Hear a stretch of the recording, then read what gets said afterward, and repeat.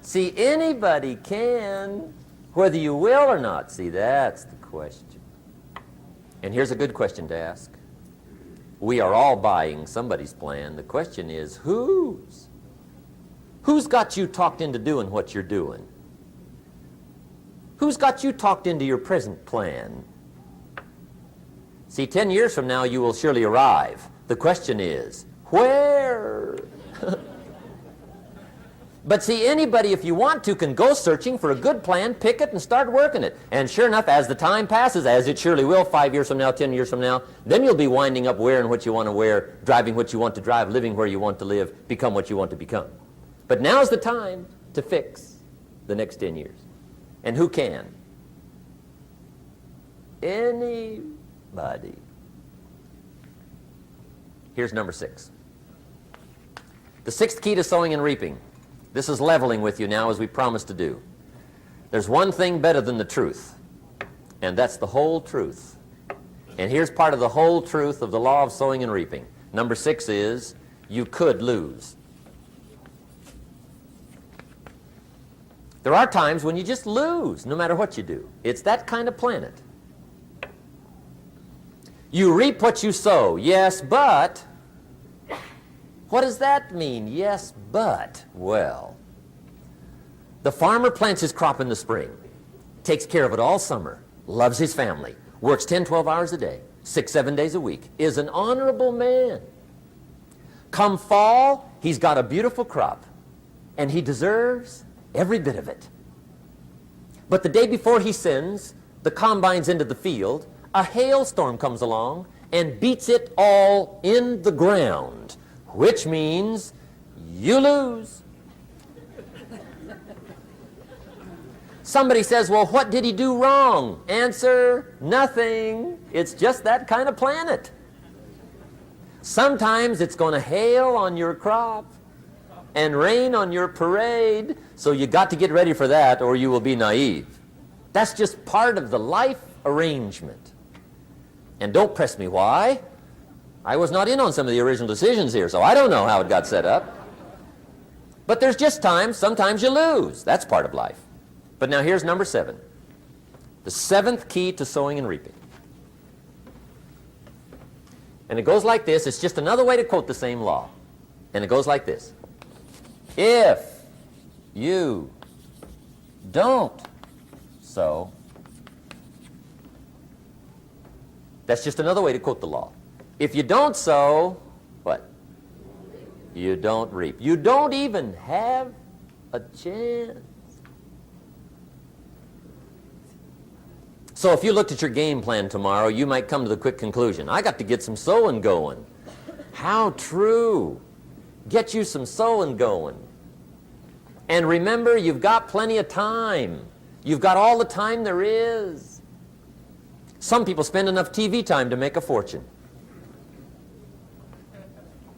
The latest article on television watching in this country, according to the latest article, the average television is on in this country in every household 7 hours a day, called the Big 7.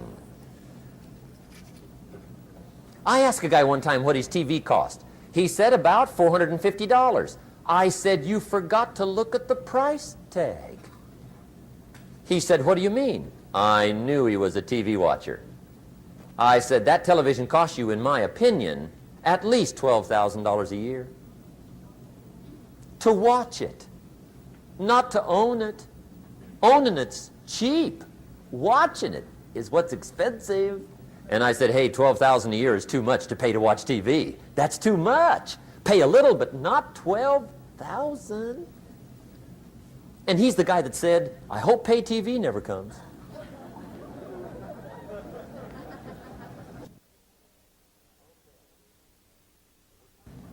Okay. We're trying to cover an awful lot tonight, I realize that. But my time schedule is such that we just have to sort of give it all to you and let you sort the rest out. I wish we had plenty of time for questions and answers and that whole thing, but our time is just limited. But we are trying to go through an awful lot, I realize that. But looks like everybody's getting it. This is about the note-takingest crowd I've seen in a long time. Incredible. Does anybody have 5 pages yet? Anybody? Oh, fantastic. Incredible. Okay. Maybe you heard the story about the preacher down in Texas, southern part of the country. He was an evangelist back in the horse and buggy days. And he was very good at being an evangelist, and a lot of people used to come and hear him preach. And one day he put up his tent in one of these Texas towns and expected a big crowd as usual, come and hear him preach. And he got there first night of the tent revival, walked in, 7:30, time to start. And to his surprise, the tent was empty. He thought, well, something must be drastically wrong. So he waited till 7:45, nobody showed up. 8 o'clock, zip. Finally, 8:15, one lone cowboy wandered up on his horse, tied his horse up outside, came in, sat down on the front bench, right, waiting for something to happen. The preacher thought, well, at least I better go down and talk to the cowboy. So he walks down, talks to the cowboy, and he says, "Cowboy, I'm the preacher." And he said, "I don't know what to tell you.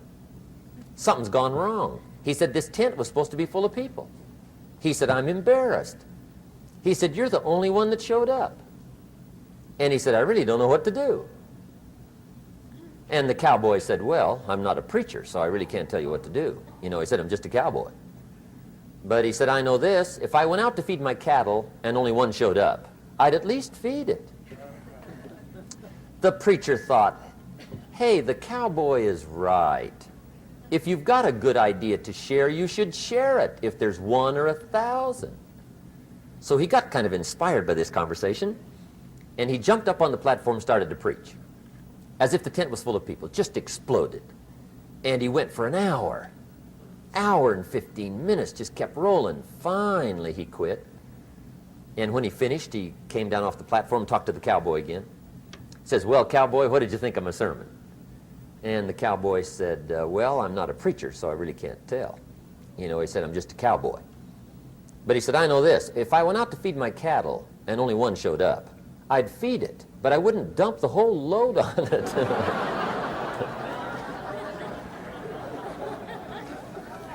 So anyway,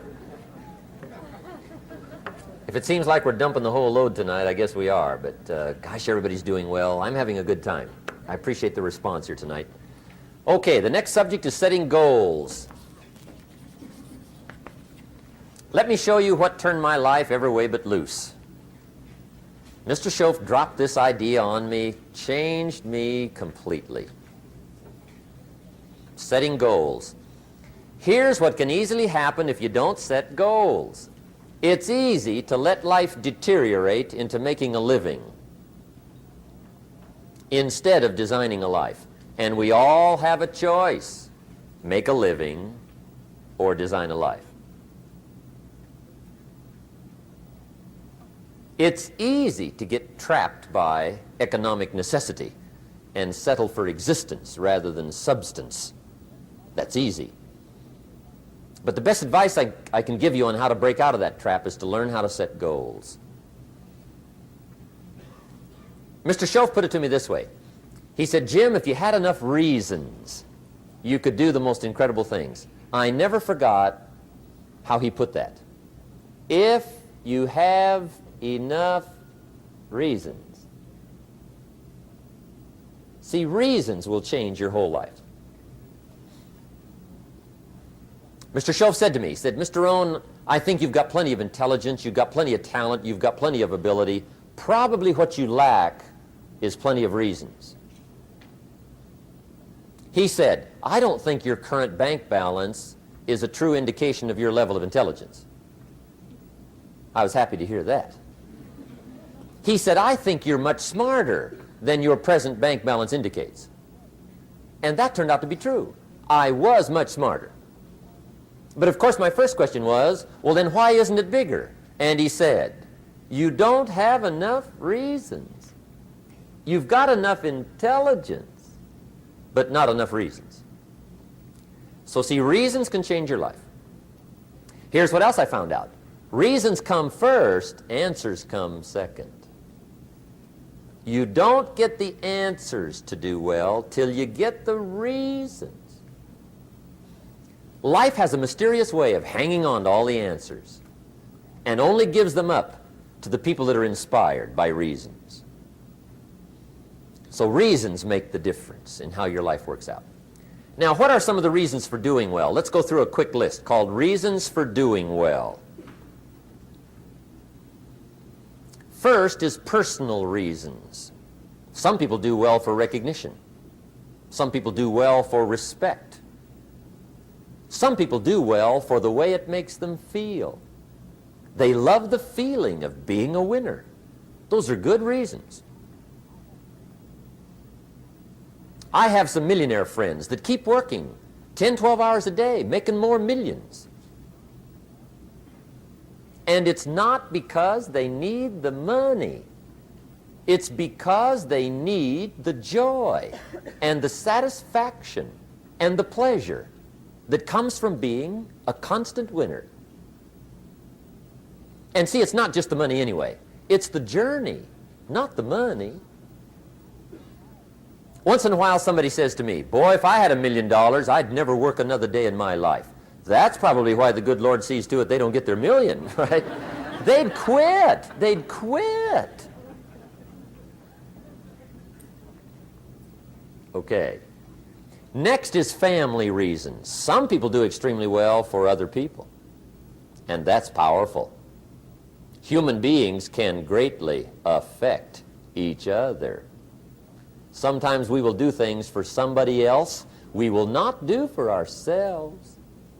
We're made that way.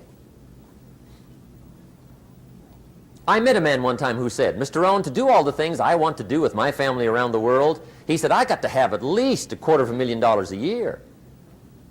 I thought, incredible. Could a guy's family affect him that much? And the answer is, of course.